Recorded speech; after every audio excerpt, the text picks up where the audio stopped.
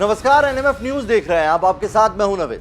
आज हम बात करेंगे कल हुए उत्तर प्रदेश में झांसी में यूपी एसटीएफ के एनकाउंटर के बाद अब जो सवाल खड़े हो रहे हैं उनके ऊपर, और साथ ही ये भी बता दें आपको कि असद और गुलाम मोहम्मद, अतीक अहमद का बेटा और उसका शूटर जो इस एनकाउंटर में मारे गए, उनके छिपाने को लेकर, उनके छिपने को लेकर अब अंडरवर्ल्ड डॉन अबू सलेम का नाम सामने आ रहा है। जी हां, जानकारी ये निकल के आ रही है कि अबू सलेम ने इन दोनों को फरारी कटवाई थी और इसकी सारी जो तैयारी थी वो अतीक अहमद ने साबरमती जेल के अंदर से ही की थी। ये बड़ी जानकारी हाथ लगी है। बता दें आपको कि ये जो अलग अलग जगहों पर भाग रहे थे, जिसमें असद था जो अतीक अहमद का बेटा था, उसके नेपाल बॉर्डर के पास देखे जाने की खबर आई। फिर उसके बाद दिल्ली के सीसीटीवी फुटेज में भी वो कैप्चर हुआ, लेकिन वो वापस आ जाता है झांसी की तरफ और यूपी एसटीएफ ने उसका खुलासा कर दिया कि ये सब लोग झांसी से आगे यूपी की तरफ आ रहे थे, प्रयागराज की तरफ बढ़ रहे थे और इनका मकसद था अतीक को फरार कराने का। यानी कि ये गाड़ी पर अटैक करना चाह रहे थे और अटैक कराकर ये अतीक अहमद को छुड़ाकर भगाना चाहते थे। इसीलिए इनके पास से बड़ी मात्रा में ऑटोमेटिक विदेशी हथियार भी बरामद हुए। अब किस तरीके से अबू सलेम का इसमें नाम आया है और साथ ही अतीक अहमद का क्या पाकिस्तानी कनेक्शन है, जिसकी जानकारी अभी निकल के आ रही है मीडिया सोर्सेज से, उसकी भी जानकारी हम आपको देते हैं। अतीक अहमद पर आरोप लगा है कि जो पंजाब बॉर्डर पर ड्रोन आपने देखे होंगे, ड्रोन के जरिए हथियार फेंके जा रहे थे और वो हथियार जो है अतीक अहमद खरीदता था। ऐसी जानकारी निकल के आई है। अतीक अहमद के गुर्गों में वो हथियारों की खरीद होती थी और उसको फिर सप्लाई किया जाता था पूर्वांचल को लेकर। पहली तो ये डिटेल आई उसके अंडरवर्ल्ड और पाकिस्तान कनेक्शन को लेकर।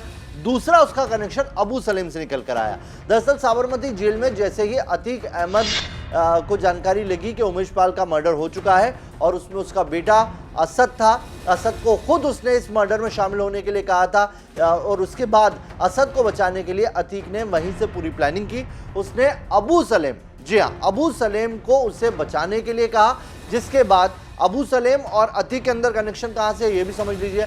अबू सलेम जो अंडरवर्ल्ड डॉन रहा है, जिसे पुर्तगाल से पुलिस पकड़ के लाई थी प्रत्यर्पण करके लाई थी और उसके बाद 25 साल की जो जेल काट रहा है, वो अबू सलेम रहने वाला है आजमगढ़ का। आजमगढ़ आता है उसी पूर्वांचल में जहां पर कभी अतीक अहमद की तूती बोला करती थी और इसीलिए उसका अबू सलेम से कनेक्शन था। अबू सलेम को उसने रिक्वेस्ट की कि वो उसके बेटे असद को बाहर निकाल दे, इंडिया से भगा दे।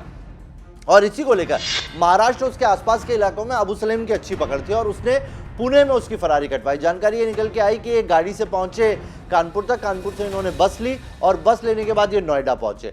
नोएडा में पहुंचने के बाद ये दिल्ली के संगम विहार इलाके में इन्होंने फरारी काटी और वहां से फिर ये मुंबई महाराष्ट्र के लिए रवाना हुए हैं रोड से ही, रोड रास्ते से, और इन्होंने वहां पर कई जगह पर काफ़ी दिनों तक फरारी काटी है। तकरीबन 20 दिन बताया जा रहा है जो इन्होंने महाराष्ट्र में गुजारा है और महाराष्ट्र में वो सब कुछ जो सारी तैयारी थी वो अबू सलीम ने कराई थी। कैसे कराई थी उसकी भी हम आपको जानकारी दे देते हैं। जो मीडिया रिपोर्ट्स में जानकारी मिल रही है उसके मुताबिक जो अतीक है, अतीक ने असद को भगाने की सारी तैयारी कर ली थी। उमेश पाल की इधर हत्या हुई और उधर असद और गुलाम प्रयागराज से कानपुर पहुंचे, फिर मेरठ होते हुए नोएडा पहुंच गए।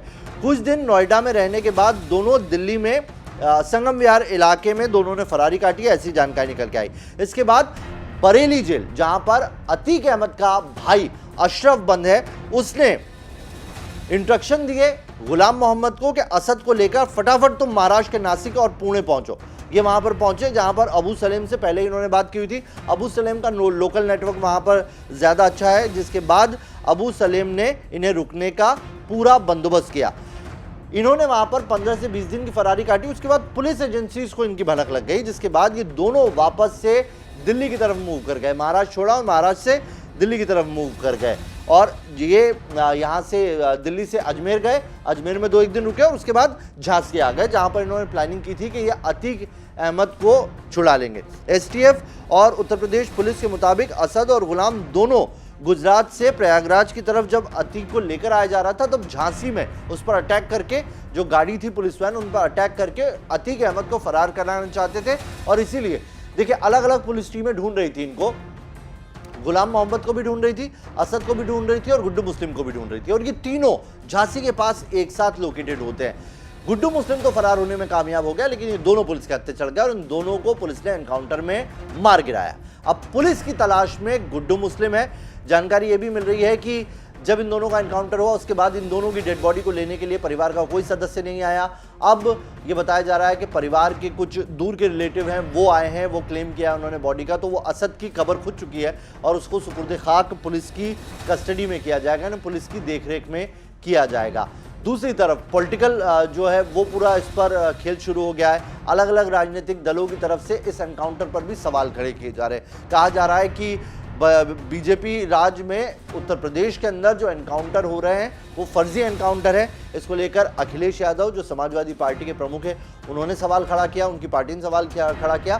साथ ही मायावती ने भी कहा है कि इस मामले की जांच होनी चाहिए। उधर इसकी गूंज अब महाराष्ट्र तक सुनाई दी है। महाराष्ट्र में शिवसेना के जो नेता है उद्धव शिवसेना गुट के नेता जो है संजय राउत, उन्होंने कहा कि पहले महाराष्ट्र में भी बहुत एनकाउंटर होते थे लेकिन बाद में वो जितने अधिकारी जिन्होंने एनकाउंटर किया वो सब जेल गए। तो एनकाउंटर के पीछे पॉलिटिकल वेंडेटा और साथ ही पॉलिटिकल सवाल खड़े किए जा रहे हैं, जिसको लेकर अब मीडिया में भी बातें होने लगी हैं। सवाल ये भी बताया जा रहा है कि ये पूरी जो प्रोसेस अंजाम दिया गया उसमें इन्हें वहां ले जाया गया और इसको लेकर अलग अलग थ्योरीज है, लेकिन यूपीएसटीएफ ने साफ कर दिया है कि कैसे वो वहां तक पहुंचे, उन्होंने पीछा किया और वहां पर फिर फॉरेंसिक टीम भी पहुंची और उन्होंने भी एविडेंस जुटाया। अब देखना होगा इसमें आगे क्या होता है, क्या निकल के आता है। दीजिए इजाजत, आप बने रहिए हमारे साथ। बात ऐसी है, सबसे ज़्यादा एनकाउंटर मुंबई में हुए, आपको पता होगा। मुंबई के एनकाउंटर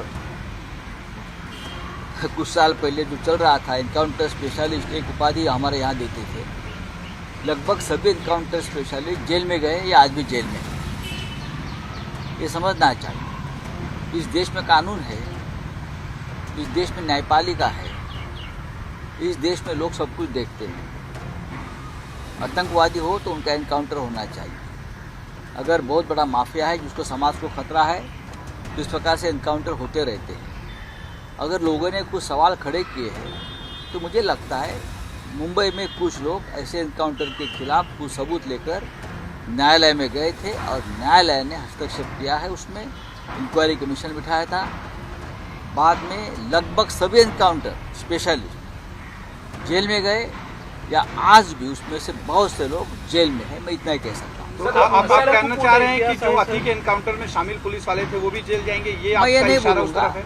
मैं ये नहीं बोलूँगा। उस राज्य की स्थिति, लॉ एंड ऑर्डर वो देखने के लिए वहाँ के मुख्यमंत्री हैं, वहाँ के कानून मंत्री होंगे, वहाँ के गृह मंत्री होंगे, उसका पर मैं क्यों बात करूँ। थोड़ा मुड़ करके अगर हम देखें, यहीं से एक गाड़ी गई थी और उत्तर प्रदेश में उसी के आसपास गाड़ी पलट गई थी। केवल हम लोगों ने नहीं बल्कि पूरे उत्तर प्रदेश की जनता ने सवाल उठाए थे कि गाड़ी आखिरकार कैसे पलट गई। उससे पहले वहाँ पर एक यादव जाति का नौजवान था, उसकी पुलिस से और पुलिस मिलकर के उसकी हत्या की, वो भी एक फेक इनकाउंटर दिखाया। कुछ दिन पहले आपने एक वीडियो और तस्वीरें देखी होंगी जहाँ पर एक माँ बेटी, प्रशासन के लोग बुलडोजर चलाए और सबने उसको देखा जलते हुए, माँ बेटी मर गई।